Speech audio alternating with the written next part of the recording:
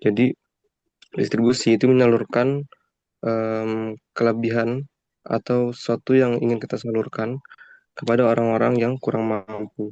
Em, jadi bagaimana ini bisa berpengaruh dalam tingkat konsumsi masyarakat? Contoh kecilnya adalah ketika kita berzakat, kita memberikan sebagian harta kita kepada orang yang tidak mampu atau berinfak berupa uang, dan dengan uang inilah para orang yang tidak mampu tadi memanfaatkan uangnya untuk melakukan transaksi ekonomi seperti jual, seperti membeli barang, dan inilah cara untuk menggerakkan ekonomi dalam Islam.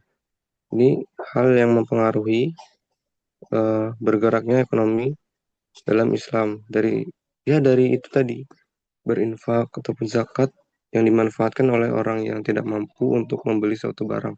Itu merupakan contoh kecil hal yang mempengaruhi tingkat konsumsi masyarakat dalam ekonomi Islam. Bagaimana jawaban? Apakah bisa diterima? Oke, oke, baik, baik. Saya mau Oke, nanya dong. terima Sangat, kasih. Silakan. sangat bagus, sangat jelas. Terima kasih atas jawabannya kepada saudara Adi, Bung Hadi. Sama-sama Bung Aldi. Ya Aku mau Bung, nanya, Cok. Tunggu, tunggu, tunggu. silahkan Bung Aldi. Ini aku apa? Aku seri ya pakai anu nih obrolan. Boleh, Tuh, boleh Bang Aldi. Oh ini ya, mengapa mengapa? aktivitas ekonomi dalam Islam dianggap sebagai bagian dari ibadah dan jelaskan. What the Oke, fuck? pertanyaan yang sangat baik. Mengapa aktivitas ekonomi dalam Islam dianggap sebagai bagian dari ibadah?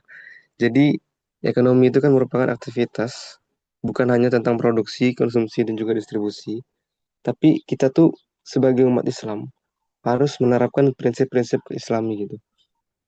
Dan Oke. ketika kita menerapkan prinsip-prinsip Islam, disitulah ekonomi ini menjadi sebuah ibadah. Contoh kecilnya kita produksi suatu hal yang halal dan juga thayyib.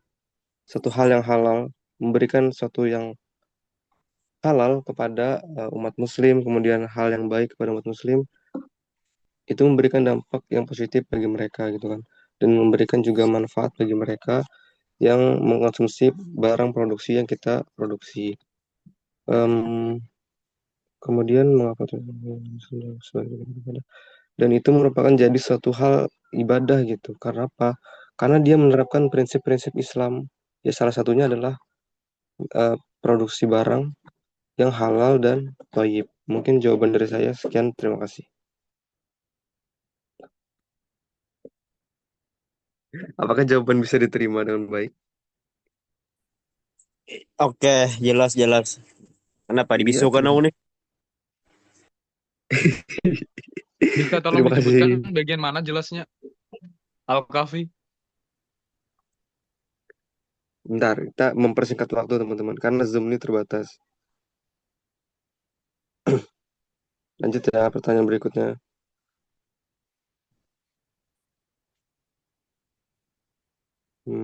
Pertanyaan.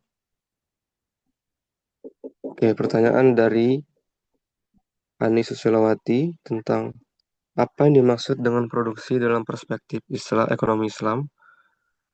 Jadi, eh, produksi dalam perspektif Islam itu gini, produksi itu merupakan suatu hal untuk memproduksi atau mengolah sumber daya menjadi bahan yang untuk kita jual gitu. Contohnya, kita bikin makanan nih, kita jual ke konsumen.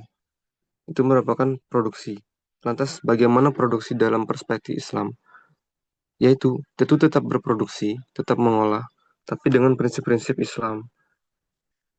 Ya tadi menerapkan salah satunya adalah prinsip halal dan thayyib. Kenapa harus halal dan thayyib? Karena ketika kita jualan, kita tuh harus memperhatikan barang yang kita buat ini halal. Karena ini merupakan hal yang sangat utama dalam produksi untuk menciptakan barang yang halal. Karena kita tuh disuruh mengkonsumsi barang yang halal gitu, bukan yang haram. harus barang yang toyib, harus barang yang baik, bukan barang-barang yang buruk ataupun barang yang rusak gitu. Untuk mm, eh, mungkin itu jawaban dari saya. Apakah bisa diterima dengan baik? Ntar.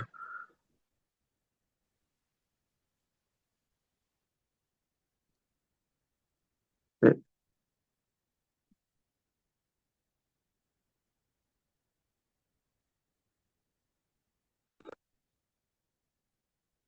hmm,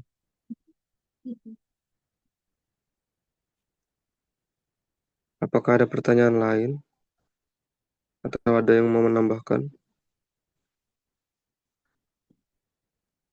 Cukup. Nas, Anas jika mau kau ingin menambahkan? bertanya, mau menambahkan pertanyaan, Nas, untuk satu kali pertanyaan untuk mengakhiri presentasi dari kelompok 3 ini. Saya rasa cukup. Oh, belum cukup. Silakan Kamu Bapak emang Anas. gak pernah cukup.